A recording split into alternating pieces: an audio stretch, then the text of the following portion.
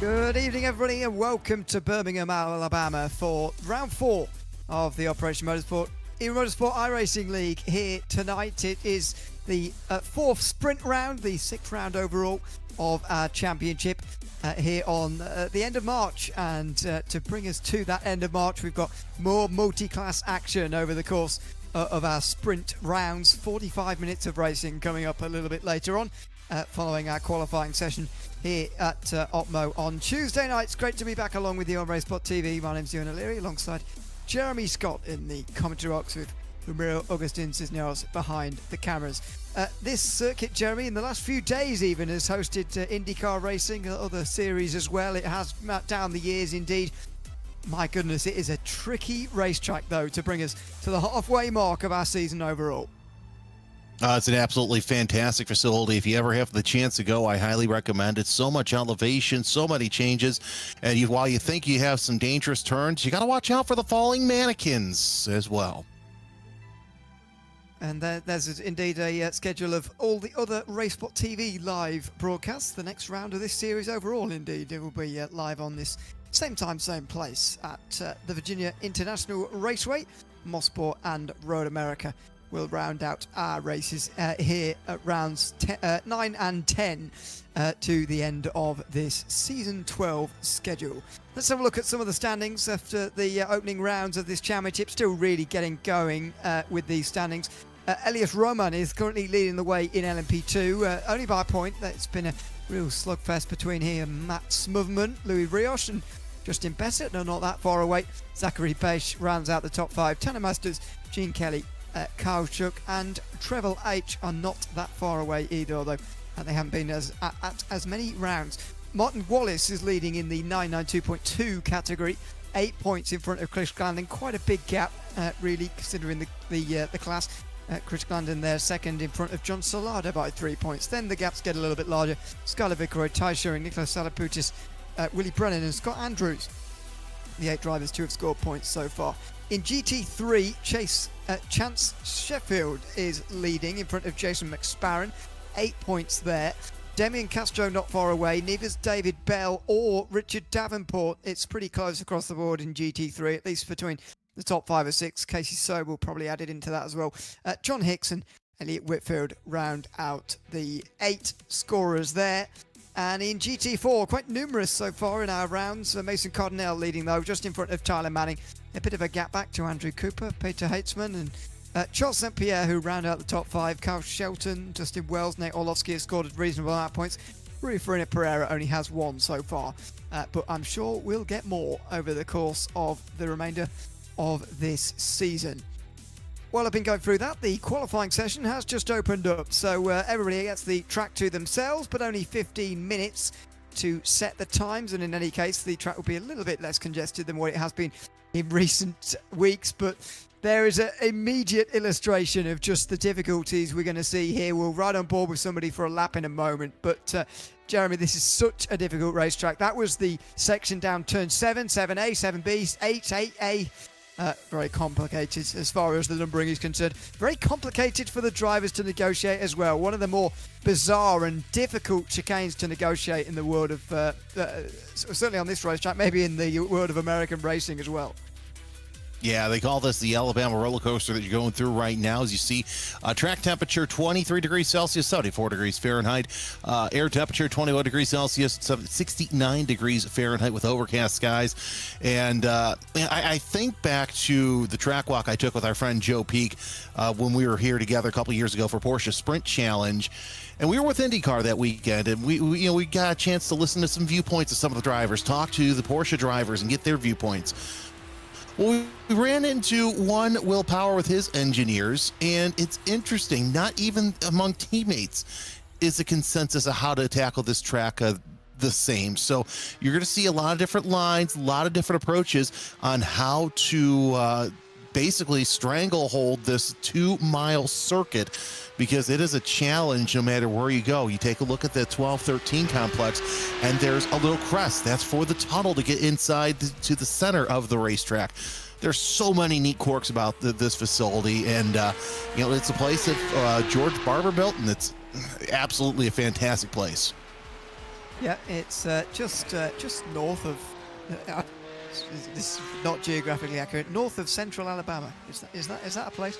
Anyway, it's right down in the centre of Alabama here. As I say, one of the most famous racetracks in America for its challenge, twists and turns and all sorts. So excited to see how multi-class traffic goes around here, because actually we do see a fair amount of it in iRacing in as far as multi-class racing is concerned. But in the real world, not as much really in terms of multi-class racing. There has been some events here, but just making passes around here is difficult enough.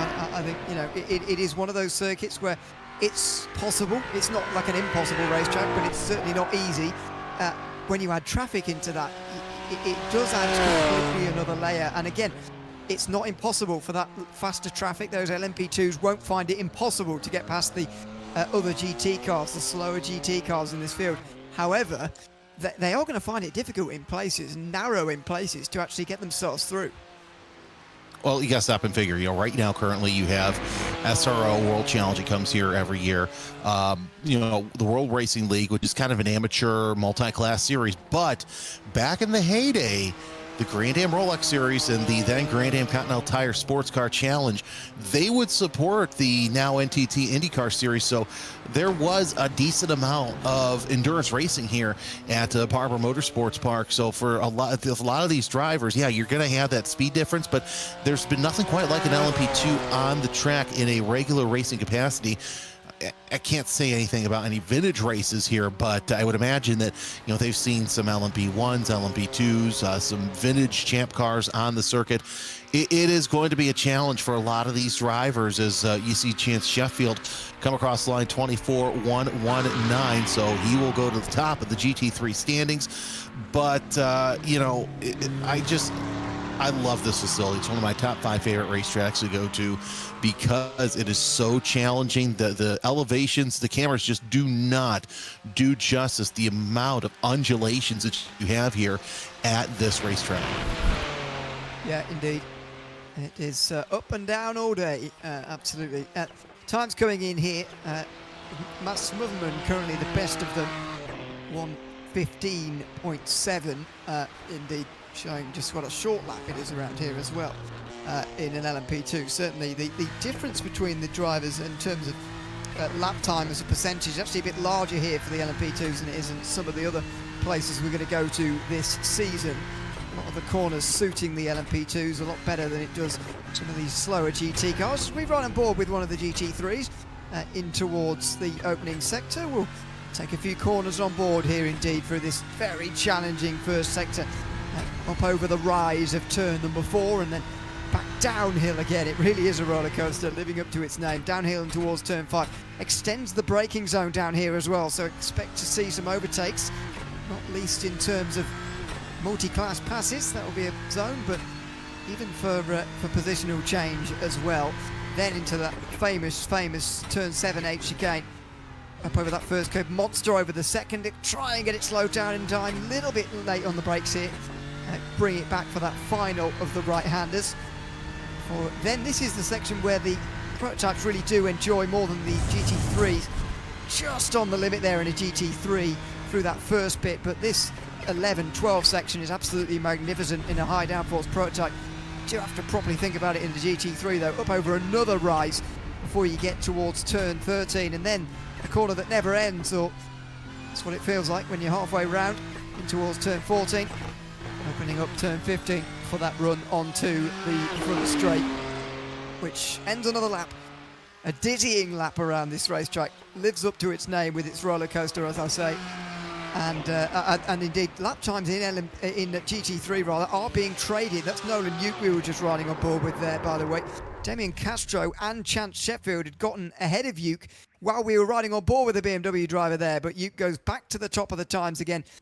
It's going to be one of those days, one of those sessions where you keep improving, because Barber is one of those circuits where, obviously short of the limit on the amount of laps that you get here, the more laps you do, the more you seem to improve. You seem to find time in corners around here all the time.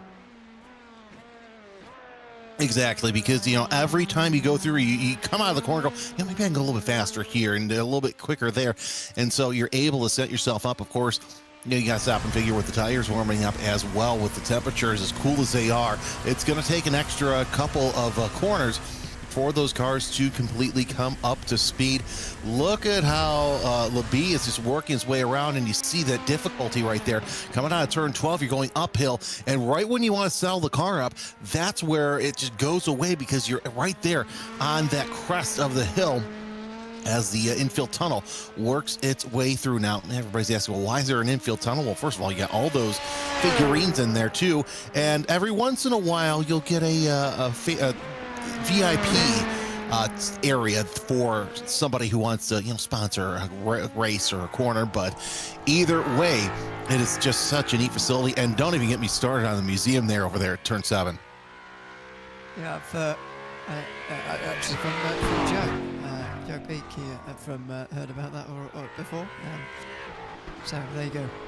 It is a remarkable place. It's such a small complex in as far as there's one of the Mustang GT4s goes for a spin here. That's Zach Merrill. I think it's the final driver in GT4 to actually set his time here. Jonathan Labie is still out there. I'm not sure he's got any times remaining, but you are permitted to carry on driving after you've completed your qualifying laps. They just won't count towards your time, so could use it as a bit of practice for the next 5 minutes. But anyway, it's a small complex in the sense of the actual parameters of where they are. You're constantly double backing on yourself here.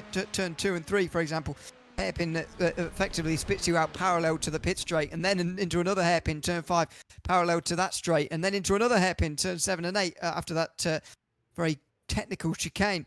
It is a facility that's almost cramped in as well, but they do cram a lot into this small space, and it does add something as well, I feel, to it, having such a small racetrack. I mean, look at the pole time here, what looks like the pole time for Max Verstappen at the moment, a 1:15.5. There's something about a short racetrack, and I think America maybe does it better than a lot of other countries. A small racetrack, everything very tight, compact, confined, gives the place a lot of character. It really does. And what's neat from the commentary box is you have the view of all 4 crossover points, right there. You can see a good portion of the racetrack, which is really, really nice. You can catch them coming out around turn 15 through 1. You lose them through 2, and then you see them crest the hill at 4. You lose them right there at 7. You're missing a good part of Sector 3, but either way, you can still see a lot of the racetrack. And if you don't have any monitors really to watch, or it's kind of tough to watch as the checker flag is out on the session, you can still see a lot of the racetrack. And that's one thing, look, I love the classic tracks, but it's really neat to see so much of the road courses. Here we go then, let's have a look at the starting grid as the qualifying session draws to a close. Max Verstappen does indeed take the pole, it's by a margin in the end, 0.8 of a second in front of Zachary Bates. Tanner Masters and Justin Bassett are on row 2 in front of Jonathan Labie and Jacob Little, who are on row 3. Those are your LMP2s. They'll be followed by the 992.2s, but there'll be GT3s mixed in within these. Martin Wallace is on pole here, only just in front of Chris Glandon, with Tyler Guillemet and John Salada then a little bit further behind. Scott Andrews and Stephen Rayner then are next on row 3 of the 992.2s. These GT3s will be mixed in among those, including Nolan Uke. We'll see if we can get his surname on there. He's in first at the moment in front of Chance Sheffield, Demian Castro, Richard Davenport and Casey Sobel, who rounds out the 5 GT3s. And then once again, the most drivers participating in GT4. Tyler Manning is in front of Carl Shelton by 1/4 of a second. Zach Merrill and Nicholas Batista then on row 2 in front of Peter Hitzman and Andrew Cooper then on row 3. And I thought we had one more, but indeed we don't. So 6 GT3s as well. We're very evenly split across the board, in fact, as the drivers get themselves underway. Not long before we get ourselves going here from Barber, Jeremy. It is going to be very busy back there. Look at the way the 992.2s and the GT3s are mixed up, but for the LMP2s, they've got to get underway to a clean start here through the tight turn 1 and 2. Yeah, it's easier said than done. Especially when you're going downhill, you got to really get on the brakes and then make your way left into turn 1. Ask Scott McLaughlin how that works if you end up in the grass too. So you got to make sure you keep all 4 tires on the pavement, especially cold tires, because one thing leads to another. That gravel trap's not really going to stop you, but we'll see what the LMP2s can do here. Indeed, they will be given the stage as the pace car pulls in. How long does Matt Smotherman wait before going? He's going to wait a little bit longer at the final turn. Sometimes you see guys just going immediately, but he pauses for a second and then the green flag waves and he can go. Oh goodness, look at the traffic behind as well as the GT classes get underway, all on top of one another. The 992.2s with the GT3s mixing in as they always do here at iRacing Motorsport. Fantastically so as well. Nolan Uke leads that part of the field in front of Chance Sheffield and Damien Castro, then Martin Wallace and Tyler Guillemette, who are the first of the Porsches, followed by Chris Glandon. He's trying to get involved with that indeed. Out front, Matt Smotherman leads by some distance, but look at the start at the bottom of the screen. A spin indeed in the background from these LMP2s. That is Bessett, it looked like. No, it wasn't Bessett, excuse me. Jonathan Labby has gone for a spin and he will go to the back of the GT field. So now he's going to have to work his way through the circuit as the LMP2s make their way onto the back straightaway. Go through the 9 and 10 complex. I think once they get these tires underway, it's going to be flat out through 9 and 10, through, as they call it, the switchback. Now through 11 and 12, they make the uphill and downhill, and then back uphill once again as they set themselves up for the turn 14, 15 complex, which takes you on to the straightaway. Here's Tyler Guillemette, your 992.2 competitor. He's your leader there with Martin Bob Wallace in tow right there. So a great showing for him, as Chris Glandon also closing in for the top step. But still, kind of interesting. Normally these past couple of races, and we've been seeing the GT3 traffic behind the 992s. Well, you got two GT3s up ahead of the Porsches.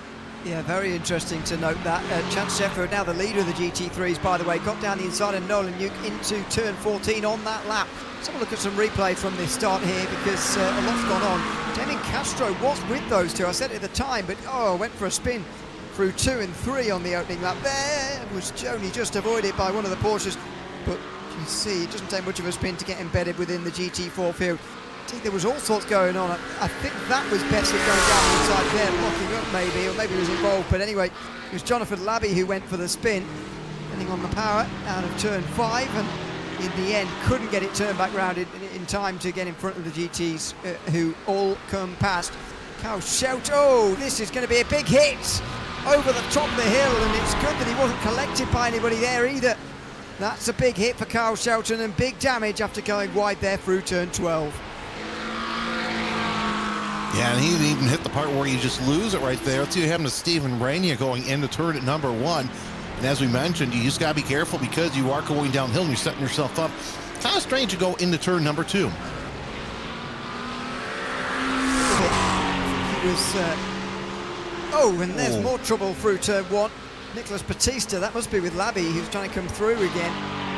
And that is a little bit more common to see multi-class traffic, I suppose, getting tied up through there. I think Rayner, though, was just thrown off, deceived by what was going on in front of him. If there wasn't any contact, just been thrown off by it. But either way, don't think we've got anybody out of the race yet, but we do have a couple of damaged cars down the back end of the field. Nicholas Batista, in fact, has to serve a meatball now. So that will take a little while for him. Meantime, Sheffield under real pressure here, isn't he, from Nolan Uke? And then you've got Tyler Guillemette. Is that just in behind? As you comment, the GT3 drivers, I won't say comfortably, but they are definitively in front of the Porsche Cup drivers in the early goings of this race. Yeah, so that's actually quite nice to see Sheffield and company up at the front. I know that he's been having some struggles there, that McLaren, but still makes his way through. You're watching the battle for second at LMP2 between Zachary Beisch and Tanner Masters making their way. Oh, that was a heck of a save around that GT4 Mustang. And once you get to a point where you have to commit to the pass, it doesn't matter where it's at, you're still going to have to do it as you're watching Beisch just walk away from Masters coming around turn number 5. Yeah, indeed. This is really the best of the rest, if you like. Matt Smotherman was dominating here, and it's not even 5 minutes old, this race, and he's leading by nearly 4 seconds. Just shows you how strong he is around here, and indeed this is not an outlier in this season. He's been very, very strong from the beginning, and from the beginning of this race has started out strong as well. 5 minutes gone and 4 seconds his advantage. Chance Chetfield holding the narrowest advantage in the classes at the moment. Nolan Yuke still in behind him. Charlie Guillemet is then next, and that is a good start from him as well. We briefly touched on it in the opening lap when what was going on, but Guillemet started, don't forget, behind Martin Wallace and Chris Glandon in the Porsche Cup category. Not only has he got past them, he's got nearly 2 seconds away from them as well. This is a definitive lead for Charlie Guillemet as well. Yeah, absolutely fantastic to see that work his way around. But either way, you're seeing Martin Wallace closing in on Guillemet, losing ground, I should say, again, on Guillemet. But still, it's, man, what a great race that Guillemet's having, up 2 spots. He and Glandon and Wallace trying to battle out for who's going to step out where on the podium. Yeah, indeed. Quite important for the championship come the end of this season as well, this, by the way. These two have started out very well. Charlie Guillemet has not been at so many rounds so far, so is also going to find it difficult to score points, but these two have very much been here so far. Here's that battle in GT3 again.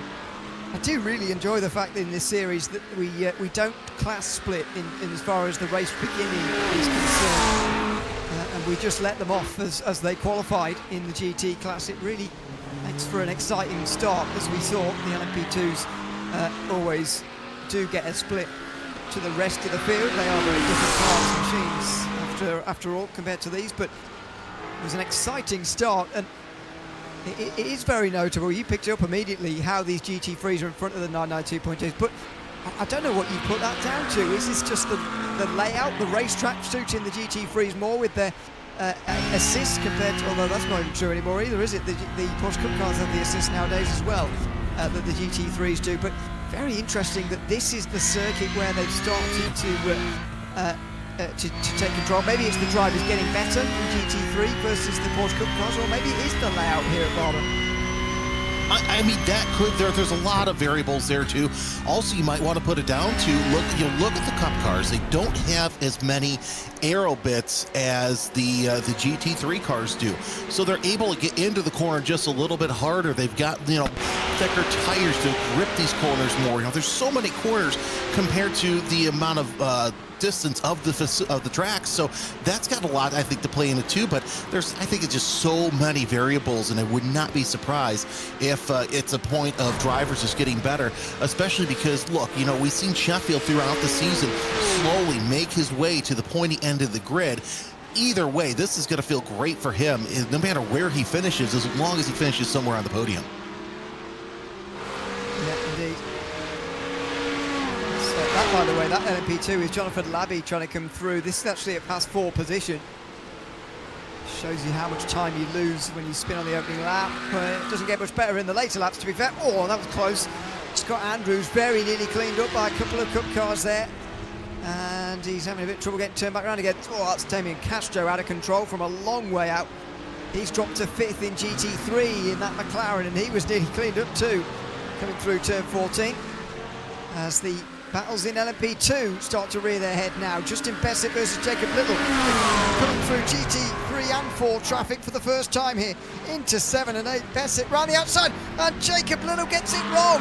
Don't know whether he clipped the curb there or he was just deceived by the LMP2 in front of him, but he spins off to the gravel on the left-hand side of the road, and he will drop a long way back now in this LMP2 class. And at least he's lucky he wasn't fully beached in there as he worked his way down turn number 7, or really even that he was high centered, because you stop and figure these are raised apex curbs. It's an Alan Wilson track, and that's his legacy. A lot of the facilities that you go to that Alan Wilson tracks, they have the higher curbs. They don't have the gator curbs like you normally see at most racetracks. But also take a look at all the gravel that Jacob Little brought onto the track as you see the replay here. I'm kind of keen to see if he lost it or if he was helped around.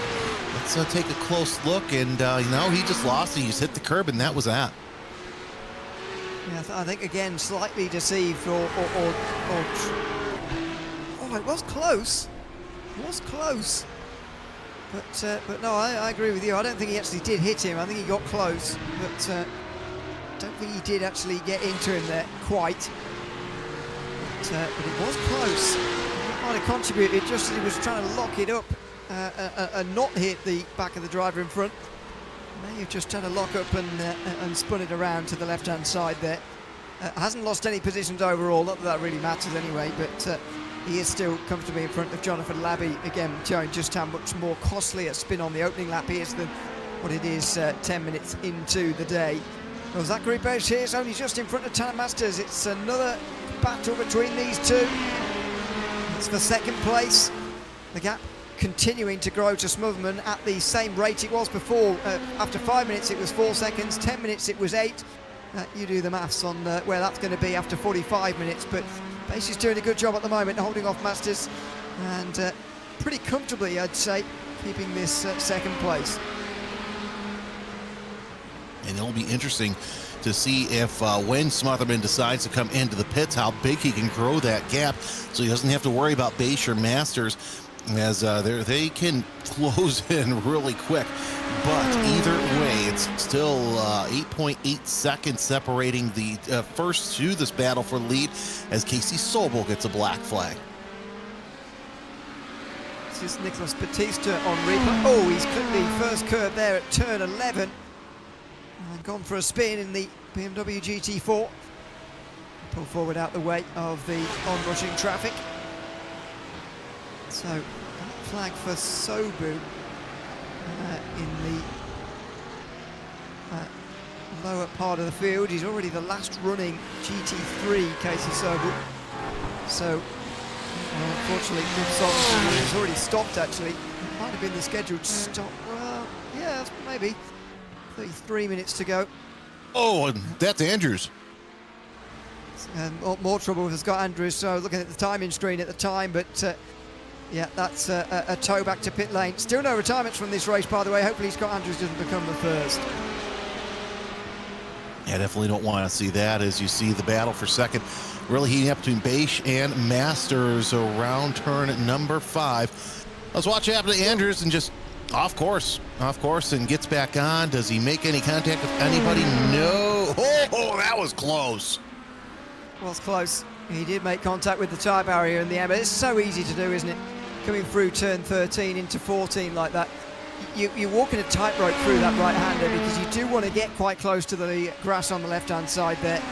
Open out that right-hander as much as possible, but you don't want to clip the grass and just get pulled off in towards it, and you're lucky not to find the wall round there. So it's a shame for Scott Andrews, but that's the tightrope you're walking through this corner. So tricky, and there you see it as well. Masters going a little bit wide there. Well, and of course also you gotta stop and figure that corner's getting tighter. Oh, it's really tight there, right by as you're coming through the pit in. Of course, pit in's going to be interesting too, because you have one lane and you've got a wall once you turn in, and then you're staring down another bit of Armco just before you have to turn in to get into the pit. So that's going to be interesting to see drivers try and hustle their way around. You also have this great battle for second in GT4 with Peter Heitzman and Zach Merrill. By the way, Tyler Manning gone 13.2 seconds ahead of the rest of the field. Yeah, absolutely gone in GT4. We've seen this before, indeed, from Manning. I seem to remember him doing this on the opening day at Road Atlanta. He was pegged back at Watkins Glen. He had Mason Cardinell, who I don't think is here today, getting close, and indeed beating him on that day at Watkins Glen. But at the moment, Manning is a long way out in front, very reminiscent of the opening race of the season. That was a bit wide from Zachary Besh on the top of your screen, as we go to Zach Merrill on the bottom of the screen in the battle for second in GT4. Peter Hitzman is swarmed by traffic there of different types as well. In fact, that was Chance Sheffield and Nolan Uke battling right around him there. The battle for second on the top of your screen in LMP2 goes side by side into turn 1. Chance Sheffield and Nolan Uke were side by side through 2 and 3. Sheffield goes wide again there at turn 5, but Nolan Uke still trails in there in that BMW. So you looking like he's trying to get up there and get to the point, but Sheffield making that McLaren mighty wide, especially through the corners. Now they work their way around the the museum corkscrew down into 7 and 8. And yeah, that's a creek there on the left-hand side of your screen, and want to stay away from that as they work their way through the switchback once again. Man, this is some great racing. We're seeing lots of battles all throughout, and almost makes you wish we could race at Barber every week, because with this is probably the most battles that we have seen at one time with these guys this season. Yeah, I've thoroughly enjoyed this so far. I don't know whether it will grow old after 7 or 8 weeks and seeing it in a row, but you know what I mean. It's not a bad idea. It's fantastic opening 15 minutes that we've seen here so far. Although not for some, I've got to say. Scott Andrews is still down on pit lane there. We might not see him again in this race. Hopefully he'll come back out. Nicholas Batista's got another meatball there. I think that's his second of the day, and that could prove fatal for his race, unfortunately, as well. He's down the back end of the field, currently only ahead of Scott Andrews, down towards the bottom end of the field overall. So that is a real shame, but we may have a couple of retirements further down this field. Chad Sheffield and Nolan Yuke still going at it, although Tyler Guillemette is increasingly further behind them now. These GT3s pulling away, but who's it going to be between these two? At the moment, there's very little to choose between Sheffield and Yuke. Yeah, there's very little to choose. Basically, any passing zone that you could try and get, Yuke just cannot catch up to Sheffield. But either way, this battle will rage on. Of course, I think pit stops will have a part to play in it. Now you take a look at the battle for 992 lead with Chris Glandon, and Martin Bob Wallace through the switchback. Right there, you've got another LMP2 battle that will come into play here in just a little bit. And yeah, that's the base Masters battle around turn number 11 and 12 as they set themselves up for 13, 14, and into left-hander 15. Been one of the battles of the race so far from these two. Pace has probably had the measure of Masters, but there have been chances where, for Tanner Masters to come through as Martin Wallace comes into the pit lane. That very interesting caller. We'll see where that gets him in a moment in 992.2, but around the outside of traffic for Pace and Masters through 3 and 4. They go up over the hill. Very tight through there. Elevation change. Steeply uphill. And steeply back down again as we follow the two big battles in the field on your screen at the moment. And elsewhere, Wallace in the pit lane making an interesting call there. 27 minutes to go, only 5 minutes from half distance already, can you believe it? And he's decided to pit in early, trying to get into some clean air if he can find it round here, and get ahead of Guillemette and Glandon with an early stop. Yeah, and I think that's going to give, that's probably going to call Guillemette and Glandon to the pits at some point within the next lap or so. It might be going for a strong undercut here, Wallace will. So we'll see how that works out for him as we're watching the battle for first in GT3. There is, I believe that's Smotherman that's leading. That just goes to show you how dominant he has been as he goes to lap the entire GT field.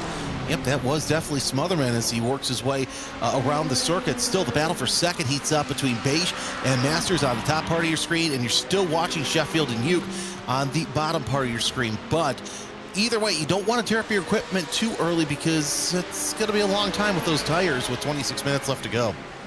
Yeah, indeed. You're not expected to see any tire changes here in these races. They are too short, but you do have to take care of them.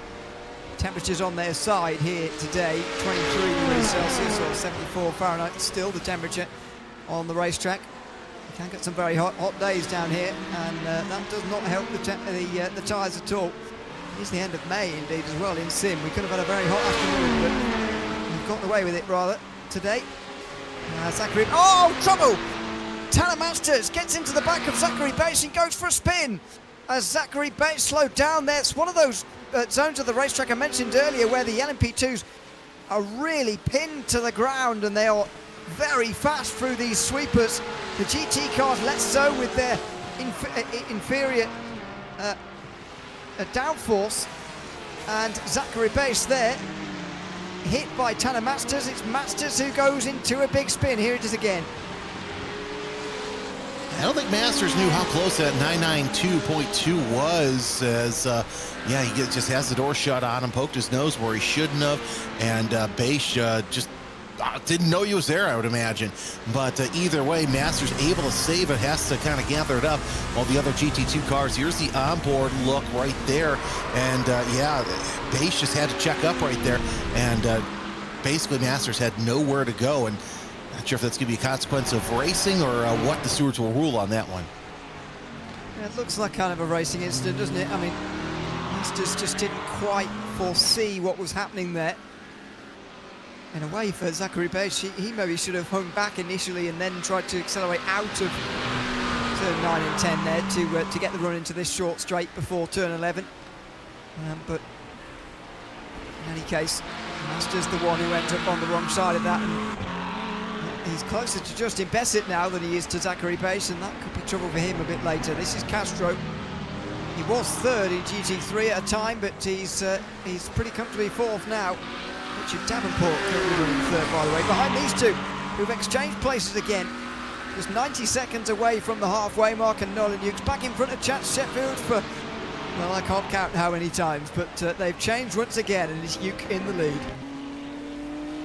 See, along that lasts, of course, you see Zachary Beisch trying to do all he can to get around the GT3 leader of Yuki. Indeed does. But, you know, I keep thinking back to that incident, and here's the thing, Ewan. I wonder how many drivers have experience with this LMP2 on a regular basis, because you don't see many drivers run the LMP2 exclusively. They'll run the GT cars mostly. You know, they'll do some stock car racing, a little bit of formula car racing, but not many people hang with the LMP2. So you got to wonder how many of these drivers, you know how to race this. And I almost equate it back to the LMP2 GT3 incident at Sebring a couple of weeks ago with, oh, I can picture him now, because it was just one of those incidents where it's like you don't know how big the car is. Yeah, it is not the most popular sports car, that's for sure, the LMP2. That's a very good pit entry from Nolan Hughes, by the way. Gains a lot of time on Chad Sheffield, who's made a mistake. Has he?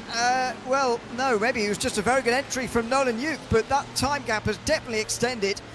It's pretty much bang on halfway, so let's hope they're not out of fuel. I'm sure they're not, and this is just tactical, but the GT3s are into pit lane, and I always say a very underrated part of practicing for a race event is practicing the pit entry, especially here at Barber Motorsports Park, where it's on that sort of left-hand side, almost bearing no relation to the actual corner on the racetrack at all. And Chad Sheffield goes first.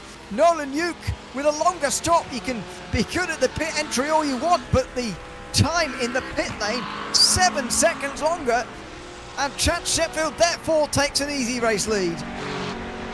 Well, here's my question. Did Hughes take tires? That's a big question right there. And let's take a look at this entry by Nolan Hughes. And it's Parker Thompson I was thinking of.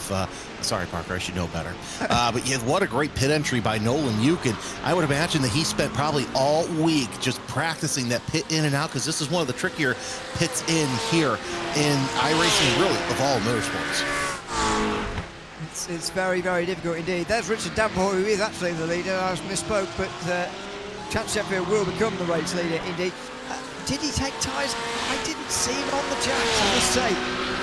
When we were looking down pit lane there, we weren't that close, but I didn't see the BMW up on the jacks there. No. I think that's a miscalculation from Nolan Hughes, to be honest. And to be honest, you know, 4 rounds in, you'd expect him to have gotten the, because the fuel load each race won't be that different per time. There's the LMP2s. They do need a little bit more fuel in LMP2. Just over 20 seconds there for Matt Smotherman. Tanner Masters and Jonathan Labby both needed more than 20 seconds as well. That's a bit of an error from Nolan Hughes, really, isn't he? He's got the longest GT pit stop of anybody who's made a scheduled one so far in the whole field, and by some margin as well. The next longest is 12.9. His was 17.6. I just think that's a big miscalculation, to be honest. It really is, and you really can't say, oh, well, you know, they just came off an enduro round. No, we're going back to back sprint rounds. So, yeah, huge miscalculation there. As now you see on your screen the battle for first in GT3 or Davenport. He's going to have a mirror full of a McLaren here shortly. Indeed. Unless he pits first, Davenport is going to be under supreme pressure here for the, on the road, the race lead. Chance Sheffield is the race leader when it all shakes out anyway. But he's not there just yet, and this could help Nolan Yuke. He's only a second and a half behind. Because despite his longer pit stop, his pit entry was excellent. And he had a bit of a gap anyway, so... very nearly off there, Chance Sheffield, as he was avoiding Richard Davenport. Davenport braking it up. I mean, these two haven't been together in the race yet, so he's not quite learnt the braking points of Richard Davenport yet. And now Davenport comes in, so Weldon not following him, going wide there. Chance Sheffield making sure the tunnel vision stays away. This is Davenport. He's not practiced it quite as much as Nolan Yuke has. Going quite slowly on the way in there, but at least he's not going to get a speeding penalty for that, which is, I suppose, going to save you 40 seconds, so it is worth it. But anyway, Davenport moves to the left-hand side now to find his box, and there he'll find it. But those moments for Sheffield, where he lost a bit of time, has brought Nolan Yuke back to within a second of him, and pretty much we're back to where we were. So Yuke last time, well, of course, you know, you got to stop and figure too that Sheffield had to work his way through traffic. 24-1, 22-8 out of Yuke. So let's see what he can do. As you see the flash of the lights by the LMP2. I think that's going to be Masters making his way around and trying to get up through the field after that mid-race spin. But yeah, now the game's afoot for GT2. As you see Chance Sheffield, he's going to have to hold off his adversary Nolan Yuke here in just a little bit. Want to just check in on as Nicholas Batista's difficult afternoon continues. He's got a black flag now. He's continuing again despite two meatball flags though, so fair play to him for that. In 992.2, Tyler Guillemette and Chris Glandon are still going. He said at the time Martin Wallace's pit stop that they might well come in to react. Well, they haven't done that. Very interesting that they've decided to carry on for so long, because now the guys who are carrying on are actually in the minority. All of the LMP2s have come in, although of course they're on a different fuel schedule to everybody else anyway. But within 992, they are 2 of 3 who have stopped already. The GT3s for the most part have stopped, so now even Davenport has been in there, so they're very much in the minority of not pitting here. Very interested to see why Guillemette, especially Glandon, who was closer to Wallace, to be fair, than Tyler Guillemette, why they've decided to carry on for so long here. Yeah, that's got kind of making me scratch my head a little bit, and they may have to pit together here within the next couple of minutes, because you would think that they would want to pit, you know, at the earliest opportunity, get that done and out of the way, and run the rest of the race with the full tank. But Guillemette and Glandon still, I think they are the only ones. No, Rainier's not pitted either, so a good portion of the 992.2 have not pitted. Your top 3 in GT4 also running a longer tank so far, with 17 minutes left to go in this race. I'll tell you what, Nolan Yuke, give him the round of applause, because while he lost 6 seconds in the pits to Sheffield, he's gained all that time back and almost then some, as now he's knocking at the door for the lead. But there's Tyler Guillemette, 5 seconds ahead of Chris Glandon for the 992.2 class, and sits 7th overall, so good showing out of those guys. But either way, it's only going to be a matter of time before they're probably swallowed up by GT3 traffic. Oh dear, this is busy, isn't it? Lots of different lanes going on. Damien Castro trying to stay out the way to a degree. Martin Wallace was one of them coming past there. Or is that him just in behind? Wallace is just around Castro here, in terms of the order anyway. And it's all very busy around. Castro's got Richard Davenport behind in there. So we'll check in with those, and we'll check in with the leaders again in GT3 as well. All the stops have happened that need to happen in GT3 now.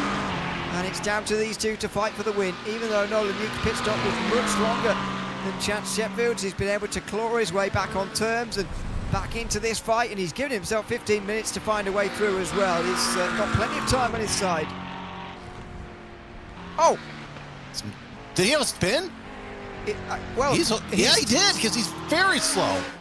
Yeah, he's disappeared suddenly, and he's in. He might have hit the wall on the way through. Oh, dear me, Nicholas Batista's got another black flag. I thought that was going to be for Nolan Yuke there for a moment, but this is a slow pit entry. Clearly there's damage. It's not visual, I've got to say, on this BMW. Now let's see this again. We joined them here through the first of the fast sweepers. He seemed to disappear over the second of them. Through turn 12, up on the power over the crest of the hill. And he has hit the front right corner pretty hard. That's Nolan Yuke's challenge for this race win, surely over there in that mistake. Yeah, we were talking about that. That was one of the areas I highlighted that would be a problem zone for a lot of drivers, and unfortunately a bit of early race leader. Rania doing all he can to stay out of the way and almost ends up having Smotherman in the back of him. But either way, your overall LMP2 leader 14.5 seconds to the good of Zachary Beisch. But man, you gotta feel so bad for Nolan Yuke. That half-second gap is now 29.8 seconds to the bad. So we'll see how he tries to close up, but I think Sheffield's going to dance his way to a GT3 win, barring any sort of incident. Smart Smudman, who rejoined it very nearly, did have some sort of incident out the final corner there. Gets away with it, and he continues to pad his very extensive lead. Just ticks over 17 seconds, in fact, as he makes his way past a bit more traffic and negotiates that chicane one more time. Jonathan Labby, mid-time, has got a black flag in LMP2, unfortunately. He is about to go a lap down anyway. He certainly will do now.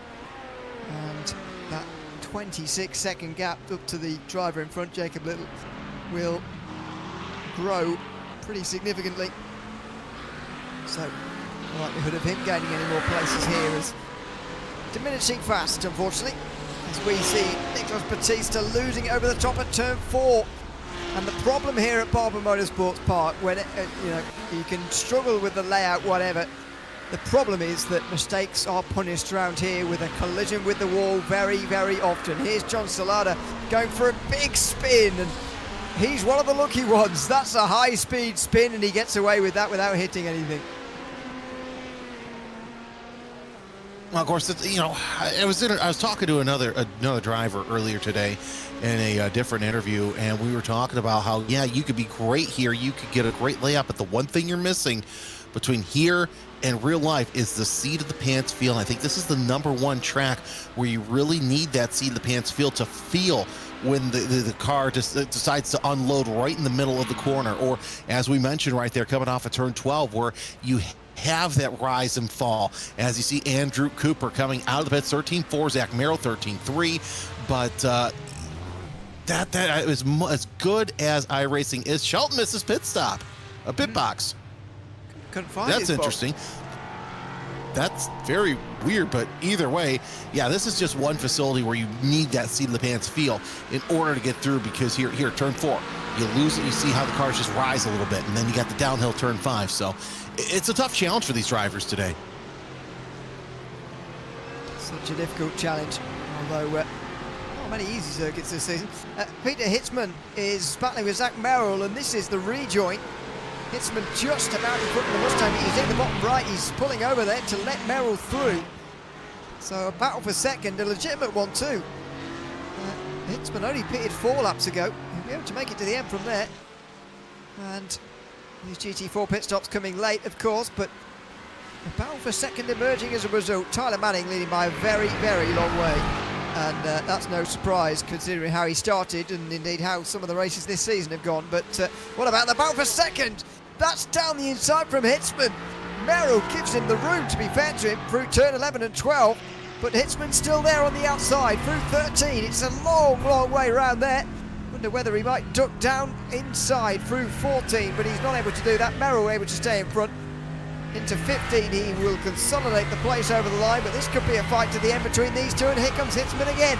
Good run up the final corner towards turn 1. He'll have a look down the inside. He'll brake late.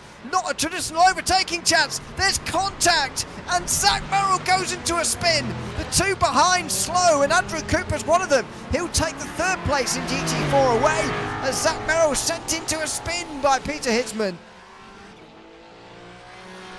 I've got to say, I'm sure Andrew Cooper probably saw the light flash before his eyes as you see the pop out there by Hitzman, and he just, it looks like they both are just going for the same piece of real estate. A little bit of a hip check, and sometimes that's all it takes as you are so unloaded there, right there at the depression of turn 1. And here comes Andrew Cooper. Let's see, we're going to see how close that he got there, but either way, that could have been nasty, and it could have been nasty really, really fast. I saw it all happening in front of him there, did Andrew Cooper. He's in that McLaren just in behind there, so he's not far away from 2nd place either. That's Nolan Uke meantime. Despite his trip to the pit lane, is still 2nd in GT3. This is the battle for 2nd in GT4 as he goes. Now for me, I think it's difficult to pin that one on Merrill. I think Hitzman there on the inside is just going past the apex a little bit too much for me. To the side of Merrill as Shelton has gone for a spin here also.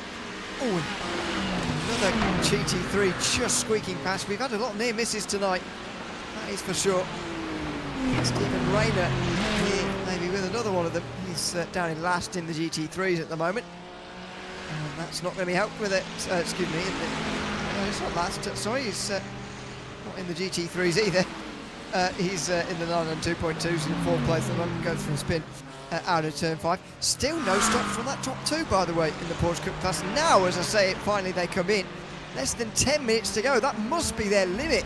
Willamette and Glandon unable to go any further, and now dragged in, kicking and screaming with 8.5 minutes to go. That's a 5.5, I'm sorry, 6.5 out of Guillemette, and let's see what Glandon does as he is into his pit box. As he gets by Guillemette. Now it's coming out as an 8.2 second pit stop, 8.0 out of Glandon. So yeah, talk about last call. That's probably about as late as you're gonna get as Guillemette gets out. Sheffield is right behind him, but we'll see how long that lasts as the battle for 2nd in GT4, losing a little bit of ground there, but there's Glandon. Oh, that could have been nasty there coming out of turn number 4. Yeah, still 2nd in 992.2. Martin Wallace not close enough to have an impact really on this race, and maybe that's why those two carried on for so long. There's the 2nd place in GT4. Might be our closest battle to the end here in the final 10 minutes of this one. Peter Hitzman just in front of Andrew Cooper, who's passed by one of those LMP2s down the inside into turn 1. That's Tanner Masters actually. See by the 3 lights on the side of the LMP2 there. Right on the outside of Hitzman. And then dives towards turn 5. Constantly looking in your mirrors at a GT4, and especially around here as well. It feels like there's just constantly traffic just right behind you. Yeah, still, you see Smotherman 21 seconds, and Uke cannot, lost a little bit of ground to Sheffield. Couple battles here that we're watching those. This is not one from Smotherman. Just the class of the field once again in LMP2 as he has just opened up such a world of hurt there, and he's able to get around to the slower lap cars with pretty much ease. I think Smotherman is caught on to this class pretty quickly, as you see Zachary Bache and Tanner Masters 2nd and 3rd. Masters now 5 seconds behind Bache, and Jacob Little, we talked about a little bit earlier on in this race, he's about 5 seconds I'm sorry, Justin Bissett, he's 5 seconds behind Tanner Masters as well. There's not many big gaps in LMP2, when you take out the leader, of course, but battling at the moment. You can see the pit stops down the left-hand side. Everybody's made their stop now, apart from... no, everybody has made them, sorry. Fooled by Jonathan Labby's last pit lane trip was a drive-through. I think. he has made his proper stop as well, though, over the course of the day. There's the movers and shakers. I believe that's overall moves up and down. That's why the LMP2s don't see so many. In GT4, though, we've seen some real big gains. Peter Hitzman moving up to second has been one of the success stories of this race. He was probably qualified fifth in his own class anyway, never mind what he was overall. It's a long, or a big gain, sorry, overall of 6 positions. He's only just in front of Andrew Cooper, though. More traffic in behind, and he's got just 5 minutes to hold on to this second place, and that Porsche was indecisive. Oh, and the LMP2 behind has just hit the wall as well. It's all happening here around this battle for second in GT4. These two just want to see the traffic go away, but a LMP2 crashes behind, and a GT3 can't seem to pass these two at the moment. And that was Jacob Little who made the crash. There's a spin up ahead. What is going on here? As that car, that GT2, was Casey Sobel in the 83. That's another driver who wishes the night could just end right about now. Let's see what happens. And just misjudged Cooper's speed there coming off of turn number 10. And that was all she wrote for Jacob Little. We'll see who that GT car was involved in that crash right there. And I think it was Davenport who hit the crust and just lost it. And indeed, yep, that was the case. Oh no, I'm sorry, he didn't hit the crust. He just lost it there through 13. Yeah, indeed. And thankfully, it was out the way by the time those GT4s arrived on the scene. But you see that as a slower class driver, you think, for goodness sake, they're going to have to come past me again here. And that might well happen, indeed, in the final minutes here. Now, that GT3 getting fast and clear into 7 and 8. Yes, round the outside, quite fast on the way in there from Sobel. He gets away with it, and he will be clear now. Cooper, though, is in front of Peter Hitzman. He's gotten into second position.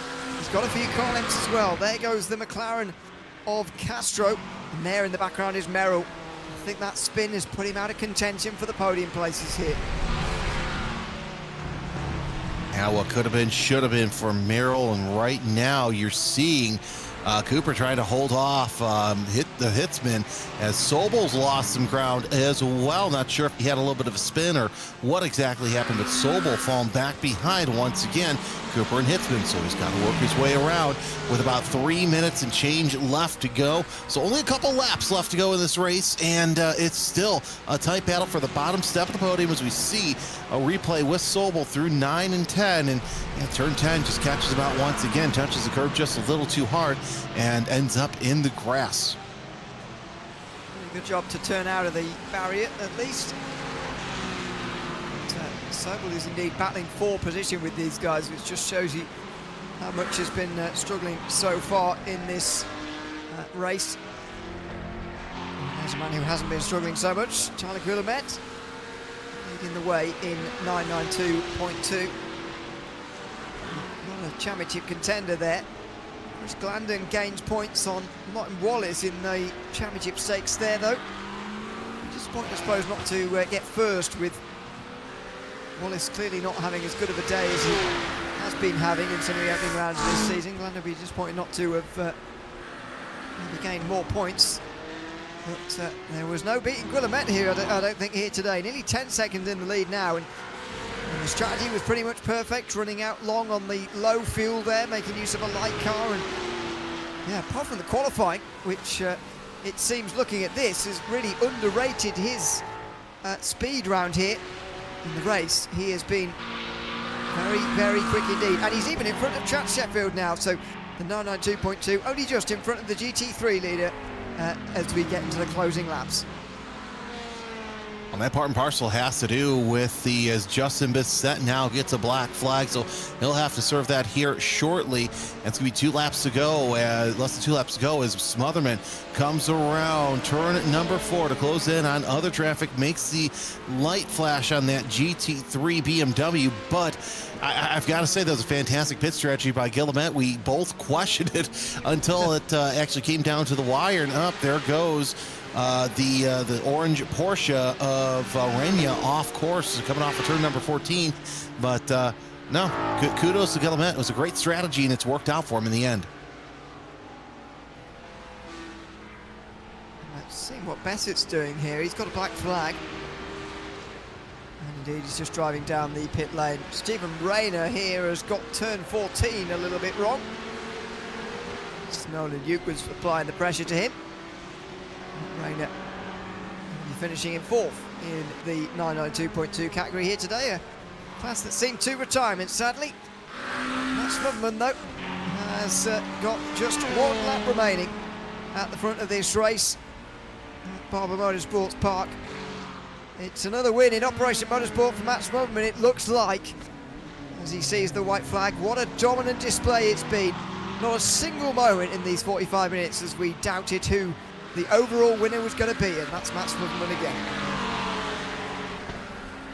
Yeah, of course, Smotherman not having too much competition here today, as you saw Beish and Masters go toe-to-toe throughout a good part of the race, and of course it ended up with Masters spinning out after some slight contact out of the back straightaway. But either way, Smotherman making a case for the LMP2 championship as we work ever so closer to the end of the season of Operation eMotorsport. And I've got to say, this has got to be an absolute dominant performance. 23 seconds ahead of Beish, and not another car in sight. Absolutely nobody anywhere near Max Mudman today, as has been the case once or twice already this season in Operation Motorsport. He is the man to beat in LMP2 as he comes through the final corners. Max Mudman wins at Barber Motorsports Park in the LMP2 class. 23 seconds and more over the rest of the field, leading every single lap and adding a full total of points to his tally once again in this quest for an LMP2 championship. Some of his bigger rivals missing here tonight. Likes of Elias Roman, Louis Rios not here in LMP2, but he's taken full advantage. This is busy meantime. Tyler Guillemette wins in 992.2, just in front of Chance Sheffield, who takes a victory in GT3. Great battle between himself and Nolan Duke, eventually settled with a crash at turn 12. Guillemette settling it with more speed, as has Tyler Manning in GT4, the slowest category in the 4. Tyler Manning is going to be credited with an extra lap over the rest of the field. Smotherman able to lap Cooper, but not Manning one more time. And so, without his biggest rival, Mason Cardinal, Tyler Manning has had a very breezy day indeed in Birmingham, Alabama. Out of the final corner, and it's going to be Tyler Manning who wins in GT4. Perhaps we haven't said enough about him, Jeremy, in this race, but we haven't had much to say. He's been absolutely dominant. Yeah, another driver who really has been the class of the field in GT4 this year. So no surprise that he's in the victor's seat, but a lap ahead of Andrew Cooper. Talk about timing, not getting lapped just to perfection. Here's the LMP2 results after 35 laps. Max Mudman winning by nearly half a minute in the end. The gap actually a bit bigger than what was initially advertised. Zachary Pierce losing a bit of time towards the end there. Tanner Masters couldn't get past him though. And Justin Bessett was the only other driver on the lead lap. Jacob Little and Jonathan Labby had trouble and finished 1 lap down. Tyler Guillemette won in 992.2. Dominant display, although only 10 seconds in front of Chris Glennon. Mike Wallace without his best day, but solid points for the podium. Stephen Rayner, the only other driver to finish. John Salada and Scott Andrews retired. In GT3, it was Chance Sheffield who won by 20 seconds in the end over Nolan Duke, but it was a lot closer at points between the two. Demian Castro finished 3rd in front of Richard Davenport, who did lead a couple of laps in the middle there, and Casey Sobel, who was 3 laps down. And Tyler Manning is credited with an extra lap compared to the rest, such as his dominance in GT4. Andrew Cooper, Peter Hitzman and Zach Merrill had a great fight for second and finished in that order in front of Kyle Shelton, with Nicholas Batista having a turbulent day, finishing down at the bottom in GT4.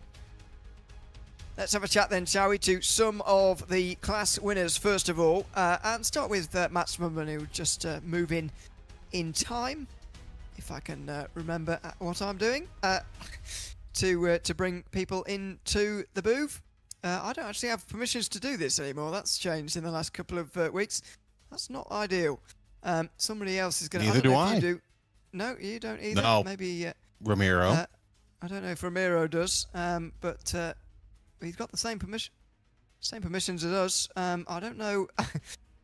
Hope we're going to have to hope that an admin is listening right this moment for us to. No, Ramiro can't either. We're going to have to hope that an admin is listening right this moment to drag Matt Swimmerman up and indeed the rest when we get to them, because at the moment we cannot.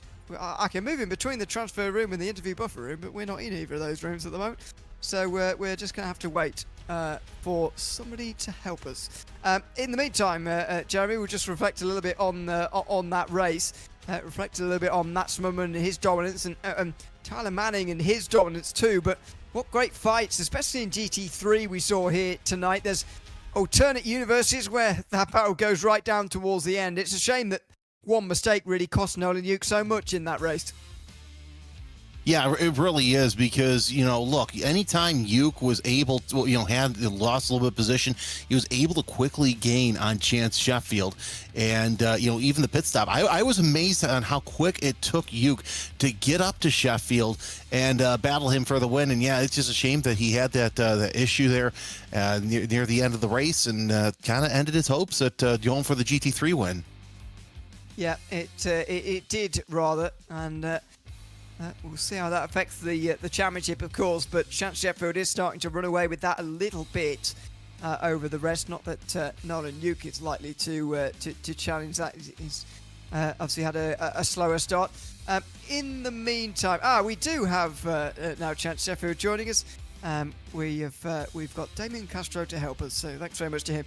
Chance, welcome in. Good to have you with us, and congratulations on winning the GT3 class here tonight. We were just talking about alternate universe where maybe Nolan Yuke doesn't make that mistake and that battle goes right down to the wire. But tell us about the battle as it was, and how you managed to fight him off to win that race tonight. Yeah, no, that was really good. I wish he could have been up there. I think it would have been a great finish. That was pretty intense, and that was fun. Have you been finding the season so far mixing it with the 992.2s, because the top end of the GT3s seem very, very evenly matched indeed, and it certainly makes for some exciting starts. How have you been finding it?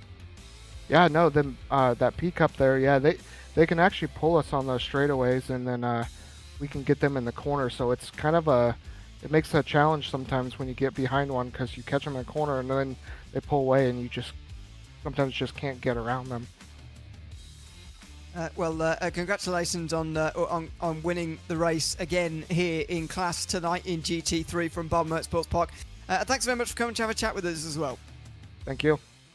Thanks very much. That's Chance Sheffield, who finishes first in GT3 here. If you wouldn't mind, Chance, could you move yourself? We can't move people around anymore. Can you move yourself back to the transfer room so people know that we're done? Thank you. I feel bad telling him to go away. Feels wrong. But yeah, that's Chance Sheffield, who wins tonight in GT3, just in front of Nolan Yuke, gap 20 seconds or so in the end. Matt Swimmerman has indeed been moved here as well, so we've got a system and it's working well. Matt, welcome, and good to have you with us as well. Congratulations on the overall win, as well as in LMP2 tonight. Nearly 30 seconds your gap in the end. And to be honest, you didn't have much challenge in the way of other LMP2s, but I'm sure this racetrack and indeed the traffic was challenging. How was it out there tonight? Absolutely. I mean, the traffic was not as bad as I had honestly anticipated it was going to be, but it's always a little bit easier for the LMPs when all the traffic's in front of you, and especially if you have a decent gap, so you can, just be a little bit more patient. But it was one of those things where at any moment in time, the wrong mistake or taking the wrong kind of risk would just throw every single bit of that lead, or maybe even the entire race away. So I was very thankful that things went as smoothly as they did. How would you pit this circuit up against some of the others that we've had this season in terms of sprint racing? We've had other tight circuits like Road Atlanta and Watkins Glen and Circuit of the Americas, but how does this stack up as far as a multi-class racetrack is concerned for a race of this distance? I will say that it stacks up surprisingly well. I would have said that Road Atlanta would have been a really good one, but I just remember I would get PTSD nightmares just thinking back to that with all of the traffic and the multi-classes. You just felt like you were always constantly just running up on top of another car. But for some reason, the layout of the track and the way everything worked, it just seemed to work a little bit better. I'm not sure if it was the wider turns and the wider track so everyone has a little bit more space to give each other some elbow room, or if it's just the way it's set up. There's just certain tracks that just work out really well for that. Well, congratulations on negotiating all of it tonight and getting to the victory. And thanks very much for coming to have a chat with us at the end of the day as well. Thank you very much. Thanks very much. Unfortunately, I'm going to have to tell you, you have to move yourself back to the room because we can't move people anymore. But all right. Thank you very much. Thank you for chatting to us. I feel terrible. It's happy hour. Look, it's happy hour. You got to go home, but you can't stay here. Yeah, I feel bad. Anyway, we'll hopefully get Tyler Manning to come here as well as another class winner tonight. I don't think Tyler Guillemet's there, so we'll have a chat around with some of the other non-class winners soon. But first, Tyler Manning joins us now from GT4. Tyler, congratulations on another victory tonight. This one, perhaps the most dominant of the season. Is that how you view it? How do you look back on tonight? Yeah, I think I found something a little more than the rest of the guys. I don't think it's anything wrong with them. I think I just clicked with the track and I just sent it. Well, yeah, it certainly seemed to work out. I'm very interested to hear what you think of the way that the race starts are sort of organised here in this league, because we've gone to 4 classes now, not the case last season, which you were also a part of. The race starts were very busy then as well, of course, but this time we've got different classes. You're the slowest of the classes, but you're often at the front when we're beginning, and you get the back end of the 992s and the GT3s up in front of you, and of course, unlike the LMP2s who are split away from the rest, you're all piling in together at the start of these races, especially here at such a tight racetrack. What is that like as a leading GT4 driver in the melee at the beginning of these races? One word: terrifying. Yeah, it's not the most pleasant thing ever. I definitely would have loved to have like our own split between the Cup cars and the GT3s, but it's kind of fun to get on in the mix with all the different classes. It's a little not annoying. It's a little oh my god, I'm about to be overtaken by those who've spawned during this chaotic mess in turn 1 or 2, 3, 4, wherever they spin. But yeah, it's fun. It's chaotic. You hope that you survive. Yeah. Well, congratulations on surviving and winning tonight, Tyler, and thanks for chatting to us again as well. Thanks, man. Have a good one. All right, thanks very much. That's I briefly dropped myself. Tyler Manning, who wins in GT4 tonight. Let's have a chat around some of the other categories, starting in LMP2, and Tanner Masters, who will join us now as well. Tanner, welcome in. Good to have you with us from LMP2. A 3rd place finish for you tonight. At times, looked like you were going to be getting into 2nd place. In the end, Zachary Page able to hold on to that position. Tell us about the fight between yourself and Zachary.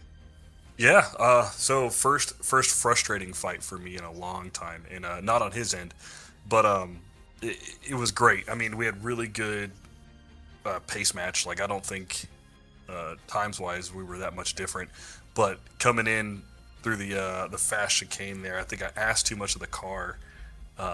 Could have sworn I was going to have the car tucked in on the inside, and it just didn't want to do what I wanted to do, and I just grabbed the back end of Zach with my diffuser and or with my canards and spun the car around. The problem was, like I said, our pace was so close that like throughout the rest of the race, I just kind of watched our gap tinker between 6 seconds here, 7 seconds here, and there was no gaining it back, I think. And in the end, a 3rd place finish for you tonight, but a respectable finish for sure. We haven't, or at least I haven't, because I wasn't here a couple of weeks ago, had the chance to chat to you yet this season. So how have you been finding the new season? And just tell us a little bit about how you've been sort of finding the Operation Motorsport League in this new guise with multi-classes this time around. Have you been finding it? And have you been finding Operation Motorsport at the start of 2026 in this new year? Yeah, so usually my leagues with them in the past have always been like single makes and stuff. I've never been in the prototype car before, outside of the Operation Motorsport endurance gang or team, how you want to call it. A few of us run. So this has been the first time I've ran the P2 in the Operation Motorsport League, as well as running some multi-class. It's been a bit hectic at times. I think is the safe word to say. But I feel that this time around we have a lot of really good drivers, and then the drivers that maybe they're not as fast, but they're very aware and they know their craft and they know kind of racing etiquette, and it's made zipping around in the P2 really easy, and that's something that you don't see in a lot of leagues. And I think Operation Motorsport has really kind of dialed in that kind of culture into the drivers in a good way, and so the drivers that are coming in that are new and stuff like that, they come into this league and they immediately find that the culture here is a little more focus on your craft. Have a great time, but like try not to throw caution to the wind, right? Focus on being a better driver, and I think we're seeing that pretty often here now. Yeah, absolutely. Well said. Thanks for chatting to us at the end here, Tanner, and congratulations on a podium finish overall tonight. Yeah, absolutely. Thanks, guys. Thanks very much. That's Tanner Masters, who finishes in 3rd place overall tonight, and indeed in LMP2. Let's go down to GT3 once more to have a chat to some of the other drivers. Nolan Duke joins us now. Nolan, welcome in. Congratulations on a 2nd place finish, but so close but yet so far from a race victory tonight. You were holding the lead for some time and battling with Chance Sheffield back and forth all night. Just tell us about the battle itself, and then the mistake from your perspective, which unfortunately brought an end to it. Yeah, it was just an incredible battle right off the bat. Chance and I just going back and forth and staying probably within a half second of each other for at least I think the first 20 minutes of the race or more. I felt really comfortable with the car. Did a lot of practice, put a lot of hours today, and I think at that point, that's where, when I had the incident, that's what the guys would say, Nolan doing Nolan things, and that's what I had. I had a moment that it snapped, and I couldn't do nothing about it. Well, it is one of those things. Just talk us through that sort of what that's like when you sort of have to come into pit lane and get yourself back out there again. In the end, you actually were pretty comfortably still in 2nd place, but how disappointed were you that you couldn't fight for the win any longer, or were you still pleased to finish in 2nd place? I'm always, of course, finishing on the podiums, great, but the disappointment was there initially, but I think because a lot of the practice and understanding where my pace was and where I currently was in the standings, I kind of knew that if I just kept it together, I could get back out there and still turn laps and probably maintain position. So it's you don't want to quit in front of your guys too, your brothers and your sisters that you're racing with. We're all competitors out there, and it's always more fun when we have more people racing with us. So well, absolutely. Congratulations on getting to 2nd place nevertheless in GT3 tonight, Nolan. Good to see you out there, and look forward to seeing you again in a couple of weeks' time. Sounds good. Thank you, sir. Thanks very much. That's Nolan Duke finishing in 2nd place in GT3 tonight. And finishing off in GT3, Casey Sobel going to join us now too from tonight's race. Casey, welcome in. Good to have you with us after a 5th place finish in GT3 here tonight. How did you find Barber Motorsports Park? Such a difficult racetrack to negotiate, and then we throw 4 different classes on there here for Operation Motorsport. How did you find it tonight? Yeah, it's pretty chaotic. It's a fun track to drive, though. I think this is my first time ever racing it. Well, it must have been a bit of a trial by fire for you then to be tearing down towards turn 1, 3 different classes in the GT split, and obviously LMP2's coming around past you in the end as well. That multi-class element must add just a whole nother layer to this. Yeah, it definitely makes it a little terrifying when you're looking in your rearview mirror. People are just ripping up on you. Yeah, absolutely. Just before we let you go and we sign off tonight here on RaceSpot TV, just want to get a little bit of insight for yourself about how you get involved with, or how you got involved, with Operation Motorsport, Casey. It's obviously been great to be here for the last 4 rounds now, this season 12 of the new season. round 4 of season 12, the new season for 2026. But asking drivers about their story and how they got involved, how they get involved with the eMotorsport League here on Tuesday nights. How did you get involved in Operation Motorsport to be here tonight? So I got involved by, I guess it was about 2 years ago now. I found them while I was going through my medical release. Just kind of reached out, ended up doing a bit of a mini series with Elvis Stoico, former Olympic skater, and last year I was with Radicals as a pit crew helper, and then this year I gave it a whirl in the eMotorsports, and I'm loving it so far. Well, it's great to have you here, and we'll look forward to seeing you again in the coming weeks for the remainder of this season. Thanks for chatting to us tonight, Casey, and we'll hopefully see you in a couple of weeks. Awesome, thanks. See you later.